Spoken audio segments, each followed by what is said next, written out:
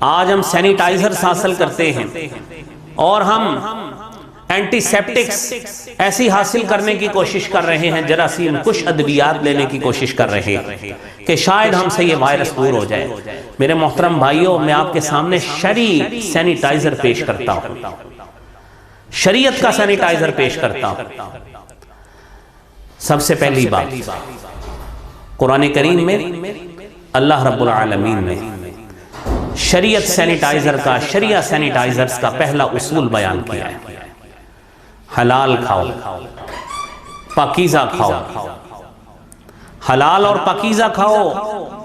قرآن کہتا ہے فَكُلُوا مِمَّا رَزَقَكُمُ اللَّهُ حَلَالًا طَيِّبًا، کھاؤ اس سے جو اللہ نے تمہیں دیا ہے، حلال بھی ہو پاکیزہ بھی ہو۔ دوسری بات، شریعت کہتی ہے یا ایھا الذین آمنوا کلوا من طیبات ما رزقناکم واشکروا للہ ان کنتم ایاہ تعبدون۔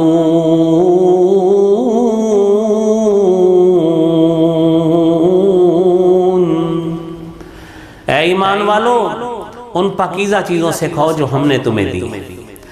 ہم نے غیر ملکیوں کو، غیر مسلموں کو تو کہہ دیا کہ تمہارے اوپر یہ وائرل ڈیزیز جو پینڈیمک حیثیت اختیار کر چکی ہے وہ اس وجہ سے آئی ہے کہ تم نے حرام چیزیں کھائیں، تم نے کتے کھائے، تم نے خنزیر کھائے، تم نے چوہے کھائے۔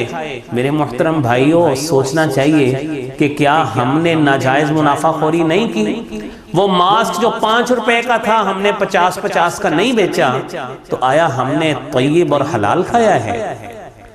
شریعہ سینیٹائزر پہلا اصول، اگر شریعہ سینیٹائزر لینا چاہتے ہیں، حلال ہو کمائی، کمائی حلال ہو، روزگار حلال ہو، پیسہ حلال کمائی ہو، اور لینے کا طریقہ بھی حلال ہو، ناجائز منافع خوری نہیں ہونی چاہیے، جھوٹ نہیں ہونا چاہیے، کوالٹی مینٹین ہونی چاہیے، اور گاہک کی مجبوری سے ناجائز فائدہ نہیں اٹھانا چاہیے، ہورڈنگ سسٹم کا شکار نہیں ہونا چاہیے۔ یہ طیب اور حلال کمائی تب حاصل ہوگی۔ دوسری بات میرے بھائیوں، ہمیں کہا جاتا ہے، اور حقیقی بات ہے، گورنمنٹ جو بتا رہی ہے ان اصولوں کو اپنے اوپر اپلائی کرنا چاہیے، لیکن اگر ہم اس کو شریعت سمجھ کے پہلے اپلائی کر لیتے تو شاید کئی لحاظ سے ہم ان بیماریوں سے ویسے ہی محفوظ رہتے۔